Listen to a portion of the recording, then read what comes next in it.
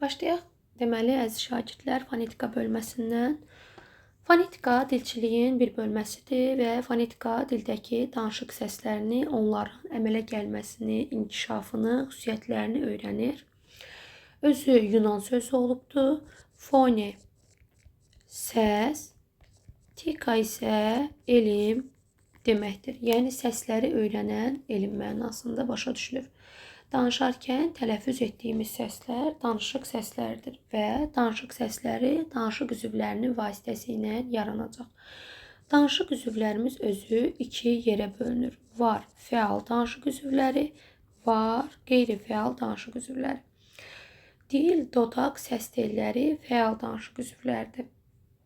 Ağciyər, qırtlaq, ağız boşluğu, nəfəs borusu. Bunlar isə qeyri-fəal danışıq üzvlərimizdir. Və yadda saxlamaq lazımdır ki, sözün ağız boşluğunda səslər maneəyə rast gəlib gəlməməsinə görə iki yerə bölünür.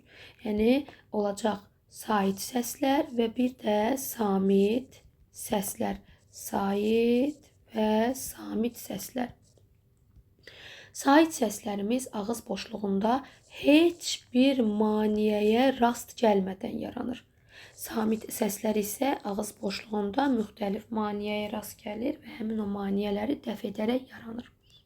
Sait səslərimiz avazlı səslərdir. Samit səslərimiz isə həm küydən, həm də avazdan ibarət ola bilir. Sait səslərimiz heca əmələ gətirir. Samitlər isə hecanı deməli formalaşdırır. Saitlər vurğu qəbul edir. Deməli, vurğu qəbul edən səslərimizdir. Samitlərimiz isə vurğu qəbul edə bilməyən səslərimizdir.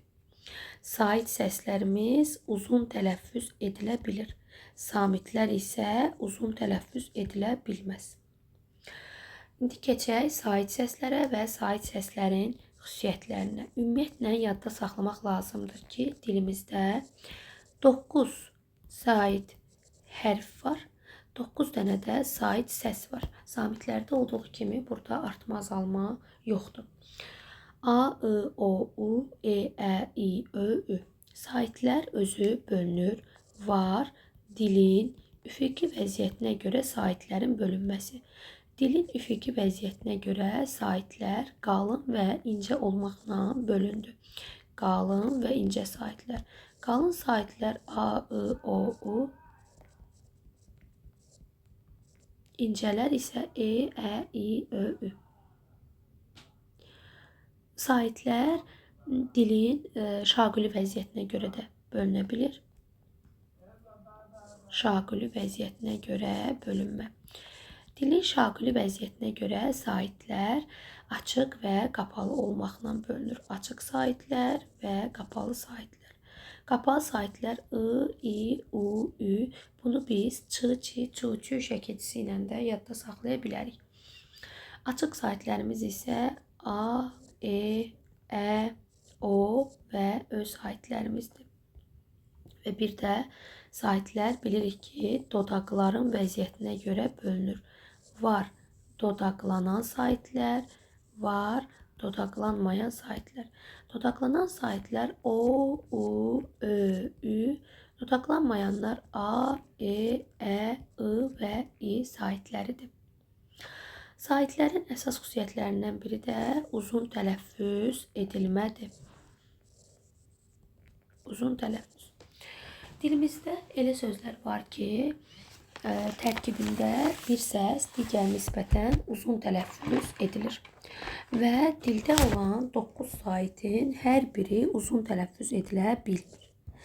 I və Ü saitlərimizdir ki, uzun tələffüz edilə bilmir bu saitlər. Amma üfüqi, sürət, cürət, cüzi, süni sözlərdir ki, bu sözlər uzun tələffüz ediləcək. Burada ünün uzanmağı istisna sözlərdir. Deməli, bunlar bizim istisna sözlərimizdir. Uzun tələffüz edilmə bizim öz dilimizə yəni aid bir xüsusiyyət deyil. Ərəb və fars mənşəli sözlərdir ki, bunlar uzun tələffüz edilirlər. Uzun tələffüzümüzün işarəsi bu işarə ilə göstərilir. Yadda saxlayaq ki, əgər sözdə təkcə səs uzanması varsa, yəni nə sayit artması, nə bilim azalma, belə bir şeylər yoxdur. Sadəcə sözdə uzanma var. Bu yazılış deyiliş fərqi yaratmaz. Buna diqqət eləyək. Sözdə sadəcə uzanma varsa, bu yazılış deyiliş fərqi yaratmaz. Yazılış deyiliş fərqi yaratmaz. Buna diqqət eləmək lazımdır. Məsələn, deyirəm alim sözündə. Burada uzanma özünü göstərdi. Sadəcə uzanma var. Nə hərf artımı var, nə səs düşümü var, nə səs artımı var. Heç bir şey yoxdur. Deməli, bu yazılış deyiliş fərqi deyil. Buna diqqətli olmaq lazımdır. Dilimizdə tərkibində ov və öv. Tərkibində ov və öv hərf birləşmələri olan sözlərdə səs düşümü hadisəsi baş vermir. Yəni bunlar necə yazılırsa, o qaydada da tələffüz olunacaq. Məsələn, deyirəm ki, çovğun. Ovu gördük, deməli tələffüz elə çovğun formasında qalır. Və yaxud dovğa. Ov öv birləşməsini gördük, deməli elə dovğa formasında da tələffüz ediləcək. Bu cür birləşmə öh və əh birləşməsində də belədir. Bu birləşmə olan sözlərdə də h samitimiz düşməz və h samiti olduğu kimi qalır. Məsələn, köhnə sözündə elə tələffüzdə köhnə formasında da qalmış olacaq. Deməli, ov, öv və öh, əh birləşmələrində heç bir dəyişikliyə rast gəlmədən yaranır. Ümumiyyətlə, yadda saxlayın ki, dilimizdə uzun tələffüzlə vurğu eyni bir hecada ola bilməz. Amma bəzi istisna sözlərimiz var ki, həmin o sözlərdə uzun tələffüz eyni hecada olur. Həmin bu sözlər hansılardır? Bəzi, bəzən, daim, daima, yeni, lakin, bəli. Bu tipli sözlərdə uzun tələffüz də, vurğu da bizim birinci hecamızdadır. Uzun tələffüz və vurğu birinci hecadadır. Bu da belə. Dilimizdə bəzi sözlər var ki, həmin o sözlərdə uzun tələffüzə görə fərq yarana bilir. Nərə sözü bu cür sözlərdəndir. Əgər nərə sözündə uzanma özünü göstərərsə, bu qışqırmaq, bağırmaq mənasındadır. Yox, nərə sözündə uzanma özünü göstərmir. Uzanma yoxdursa, bu hər hansı bir balığın növüdür, yəni nərə balığı növüdür. Və yaxud əyan sözü. Əyan sözündə əgər uzanma özünü göstərsə, yəni orada uzun tələffüz biz görsək, o zaman zadəgan deməkdir. Yox, əgər əyan sözündə uzanma özünü göstərmirsə, bu zaman bu açıq aşkar deməkdir. Açıq, bu hamıya əyandır, açıq aşkardır. Sonra dava sözü də bu cür sözlərimizdəndir. Əgər dava sözündə uzanma özünü göstərərsə, bu müharibə, savaş mənasını ifadə edir. Yox, uzanma özünü göstərmədiyi təqdirdə isə bu dərman, dava dərman mənasını ifadə edəcək. Bu cür sözlərdən biri də yenə də bəzi sözüdür. Daha doğrusu bəzən sözüdür. Bəzən sözündə əgər uzanma varsa, yəni uzanma orada özünü göstərirsə, bu zərfdir, yəni ara birdir. Bəzən o bizə gələrdi, ara bir bizə gələrdi. Yox, əgər uzanma özünü göstərmirsə, burada özünə bəzək düzək vurmaq mənasını ifadə eləyir. Keçək indi sait qoşalığına. Baxaq görək, sait qoşalığı nədir? Ümumiyyətlə yadda saxlayın ki, sait qoşallığı 2 dənə yerə bölünür. Var eyni cinsli sait qoşallığı, var müxtəlif cinsli sait qoşallığı.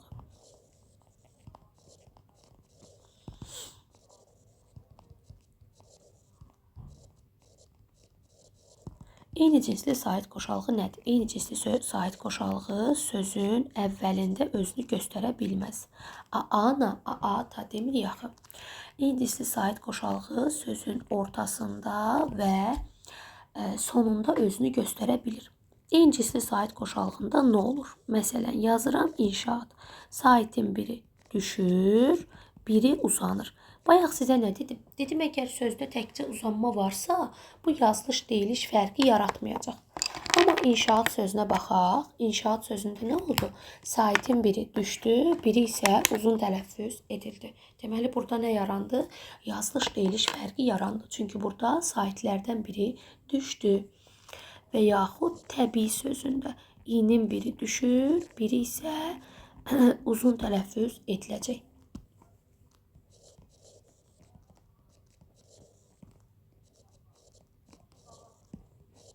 Müxtəlif cinsli bəs sait qoşallığı nədir? Müxtəlif cinsli sait qoşallığı sözün həm əvvəlində işlənə bilir,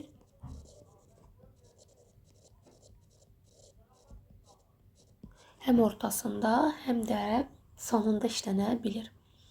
Müxtəlif cinsli sait qoşallıqlarından tərkibində, əgər həmin o sözlərdən tərkibində a, i, a, ə, i, ə, i, o, i, u, i və a, ü. Bax, bu hərf birləşmələrimiz varsa, sözdə bunu görürüksə, həmin saitlərin tələffüzü zamanı ortasına y samiti əlavə ediləcək tələffüz zamanı. Məsələn, deyirəm ki, fədai. A-i hərf birləşməsini gördük və bunun tərkibində y samiti, yəni fədai formasında tələffüz ediləcək. Və yaxud radio. I-o hərf birləşməsini gördük, radio formasında tələffüz edilir. Yox, əgər bizim dilimizdə olan hərf birləşmələri a-e, e-a, u-ə, u-e, sonra u-a, ü-ə və yaxud ü-a, e-o, ə-a. Bax, bu hərf birləşmələrindən ibarətdirsə, yanaşı saitlərin işləndiyi sözlərdirsə, bunlar yazıldığı kimi və uzanma olmadan tələffüz ediləcək. Yazıldığı kimi və uzanma olmadan. Yəni, necə yazılırsa, o qaydada da tələffüz edilir. Məsələn, baxaq elə həmin o sözlərdən bir-iki dənə nümunə yazaq, baxaq. Mətbuat. Mətbuat sözü elə yazıldığı kimi də tələffüz edilir. Mətbuat formasında tələffüz edilir. Və yaxud məcmuə. Məcmuə elə məcmuə formasında da tələffüz ediləcək. Bu hərf birləşmələrində heç bir fərqlik olmadı. Yadda saxlayın, dilimizdə qohumluq bildirən sözlər var ki, xala oğludur, bacı oğludur, dayı oğludur. Bu tip mürəkkəb sözlərdə yanaşı gələn iki saitdən biri tələffüzdə düşür, digər amma uzanmadan tələffüz ediləcək. Yəni, məsəl üçün bir dənə nümunə yazaq. Deməli, xala oğlu. Burada tələffüzdə nə özünü göstərəcək? Bu qaydada tələffüz olunacaq. Xala oğlu. Deməli, yanaşı gələn saitdən biri düşdü, digəri isə uzanma olmadan tələffüz edildi.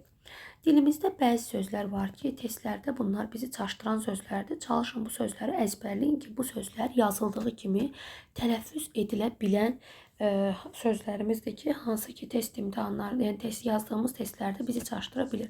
Bu sözlər hansılardır? Bəraət, şücaət, qiraət,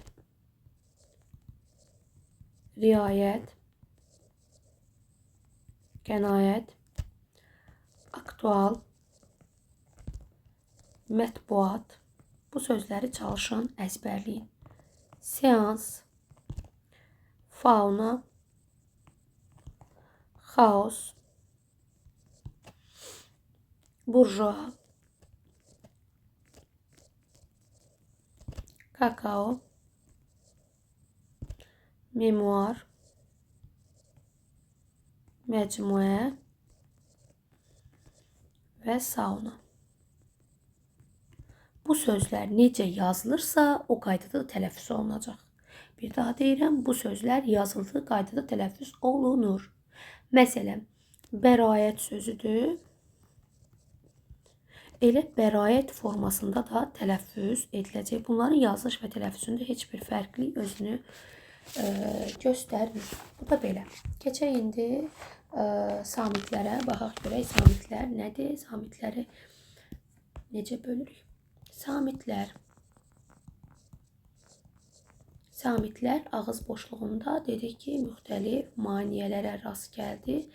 Həmin o maneələri dəf edib yaranan səslərimizə samit səslər deyilir. Samitlər özü iki yerə bölünür. Var kar samitlər, bir də var cingiltili samitlər. Kar samitlər dilimizdə 11 dənə, cingiltili samitlər isə 14 dənədir. Kar samitlərimiz yalnız və yalnız küydən ibarət olur. Cingiltili samitlərimiz isə küy və avazdan ibarət ola bilir. Ümumiyyətlə, kar və cingiltili samitləri bəzən əzbərləmək şagirdləri yora bilir. Bunu heç əzbərləməsəz də sizə bir dənə cümlə deyərəm. Həmin o cümlənin içində olan bütün samitlər bizim cingiltili samitlərimizdir. Gülağada maraqlı Azərbaycan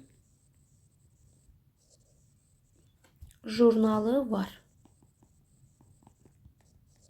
İndi baxaq bura. Cılığıdı, mırıqılı, zırıbıyıcını, rırınılı, vırı. Bunun tərkibində bax bu altından xətt çəkdiyim bütün samitlər olacaq bizim cingiltili samitlərimiz. Cingiltili samitlər.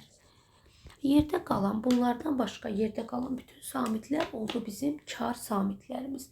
Bunu bu qaydada da rahat formada yadda saxlamaq olar. Bütün kar və cingiltili samitlərin qarşılığı yoxdur.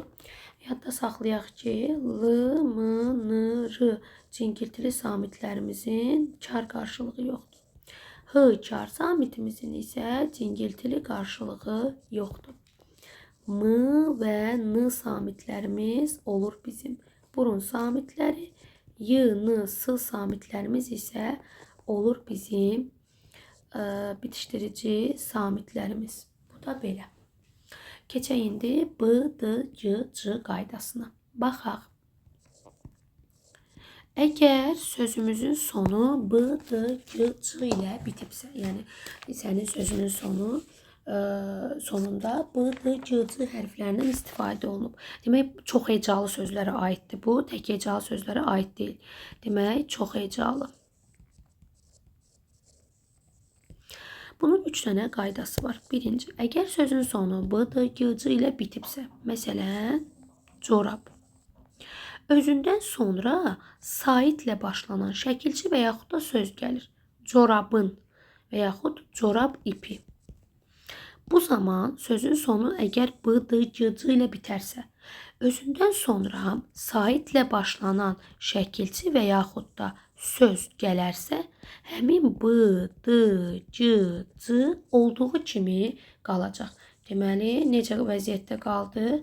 Olduğu kimi. Keçək ikinci qaydamıza.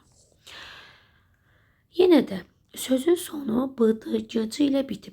Yenə də götürürəm, bax bu corab sözünü. Özündən sonra samitlə başlanan şəkilçi və yaxud da söz gələk. Lar. Artırdıq bir dənə. Demək bu zaman özünün kar qarşılığı olan b, p-ya keçəcək. Sözün sonu b-dı, g-cı ilə bitərsə, özündən sonra saitlə başlanan şəkilçi və yaxud da söz gələndə həmin b-dı, g-cı olduğu kimi qaldı.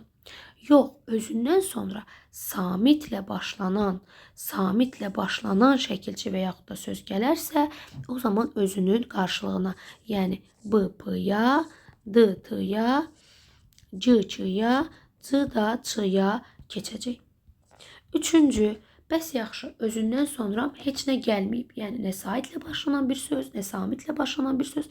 Yəni, bu söz tək vəziyyətindədir, təkcə işlənibdir. O zaman yenə də özünün qarşılığına keçəcək. Məsələn, tüfəng. Sözün sonu g ilə bitdi.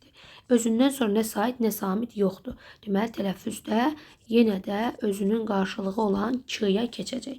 Bunlar çox hecalı sözlərimizə aiddir. Çox hecalı. Amma yadda saxlamaq lazımdır ki, tək hecalı sözlər bu qaydaya tabi deyil. Tək hecalı sözlərin sonu, tək heca bilirsiniz də, orada bir dənə saitin olmağıdır. Tək hecalı sözlərin sonu əgər b-dı, g-cı ilə bitərsə,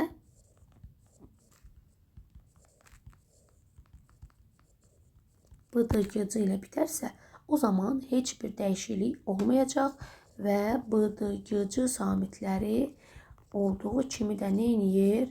Qalır. Məsələn, deyirəm ki, qab, deyirəm ki, dib və yaxud deyirəm ki, hərb, cib. Bu sözlərdə olduğu vəziyyətdə qalacaq və yaxud yad. Bunlar tək hecalı sözlərimizdir və burada da olduğu qaydada qalır. Keçək indi samit qoşalığından.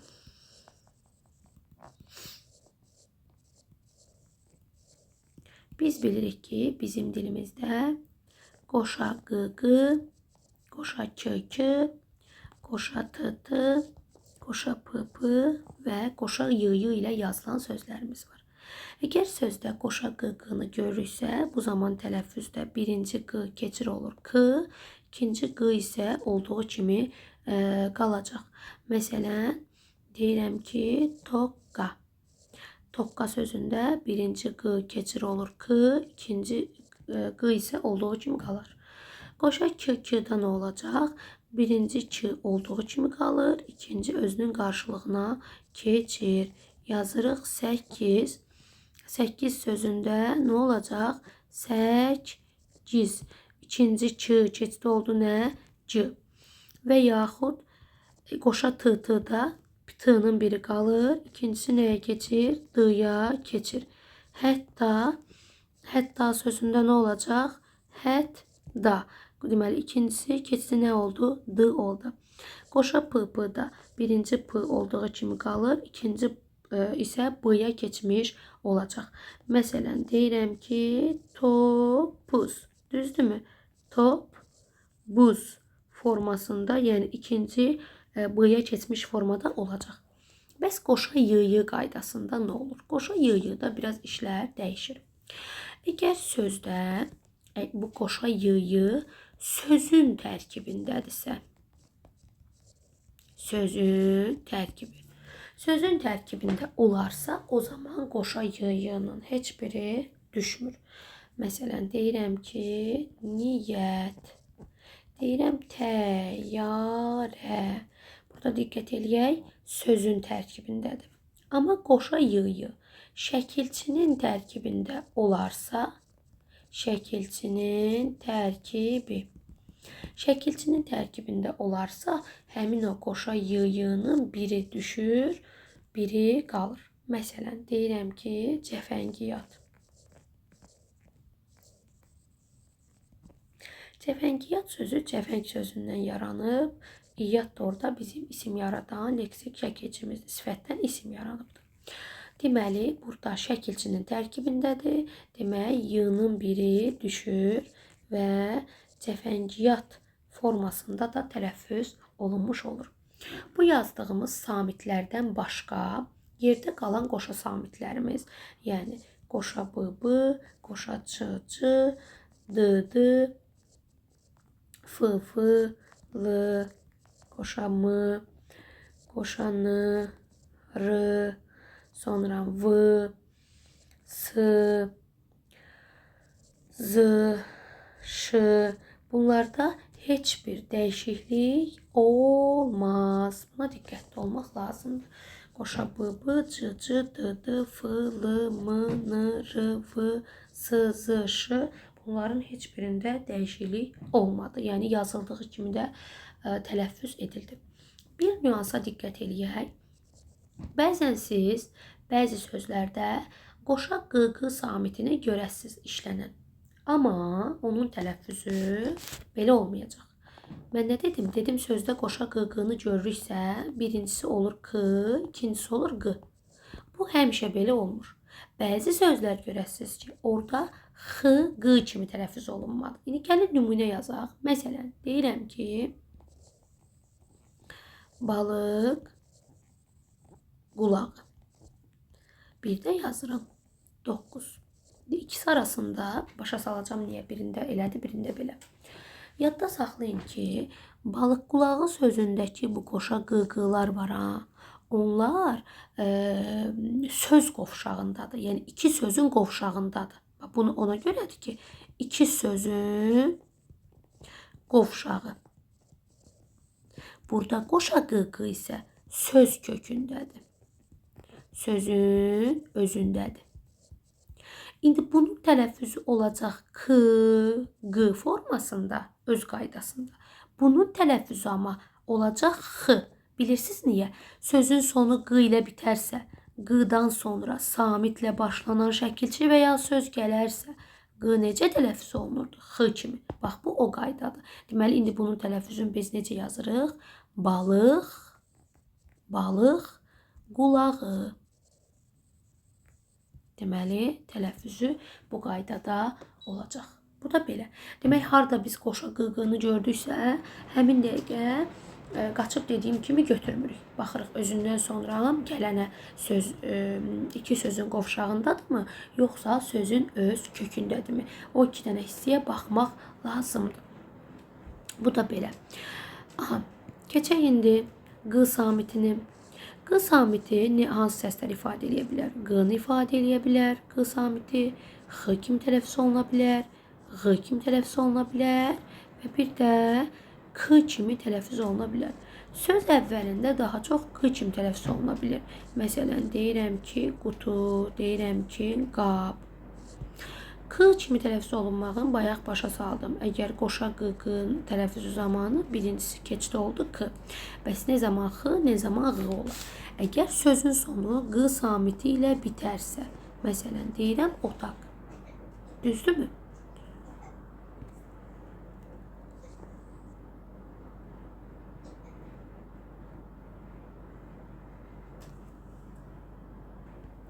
Məsələn, sözün sonu q samiti ilə bitdi.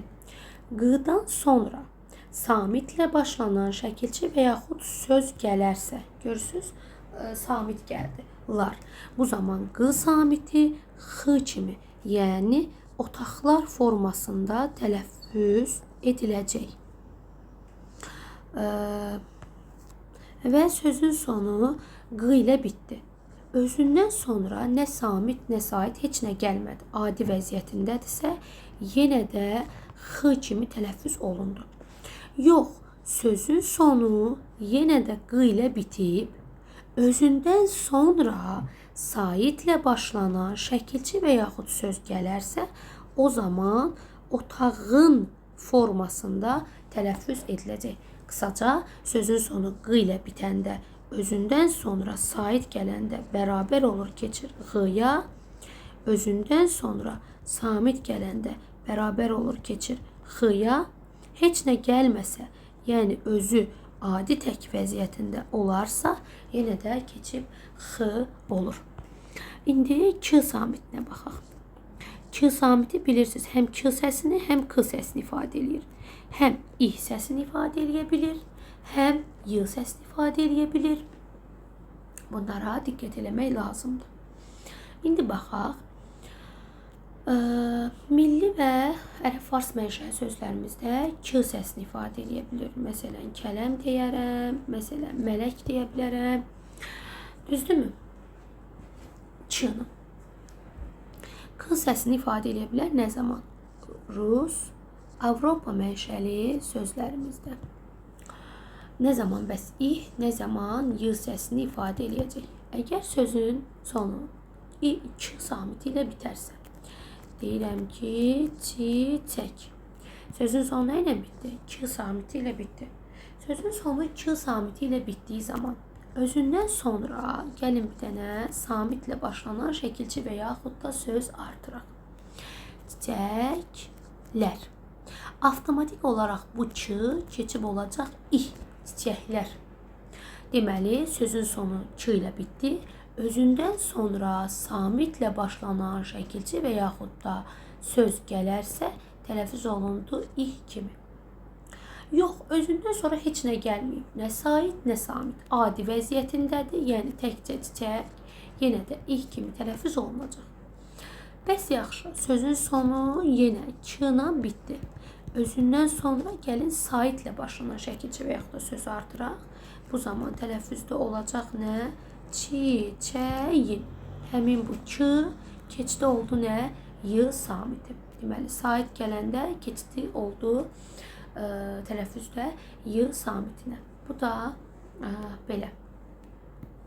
İndi keçək danışaq. Nədən? Yadda saxlayın ki, kar və keş şəkilçilərimiz var. Bunlar tələffüzdə kar və yaxud da geş şəklində olmayacaq. Məsələn, deyirəm ki, zəhmətkeş. Elə zəhmətkeş yazarsan, tələffüzdə də bu qaydada olacaq. Yəni, heç bir dəyişiklik olmayacaq. Sonu qoşa samitlə bitən eyni cinsli təkhecalı sözlər.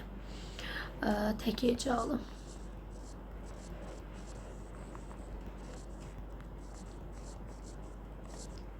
Sonra eyni cinsli qoşa samitlə bitən təkhecalı sözlər, məsələn, həl sözüdür, həd sözüdür, sirdir, ziddir.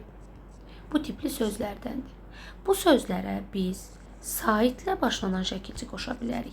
Bir də samitlə başlanan şəkilçi qoşa bilərik. Əgər bu yazılan sözlərə saitlə başlanan şəkilçi və yaxud da söz qoşulanda sondakı samitlərdən heç biri düşməyəcək. Məsələn, deyirəm ki, həllin. Qoşa lı burada olduğu kimi qalacaq. Yox, əgər samitlə başlanan şəkilçi və yaxud da söz qoşularsa, o zaman sonda olanların biri düşəcək. Məsələn, hədlər formasında olsa, bu d-nın biri düşmüş olacaq. Hədlər formasında, yəni belə deyək ki, qoşa l-lının, qoşa d-nın biri düşmüş olur. His və kül sözlərinə diqqətli olmaq lazımdır.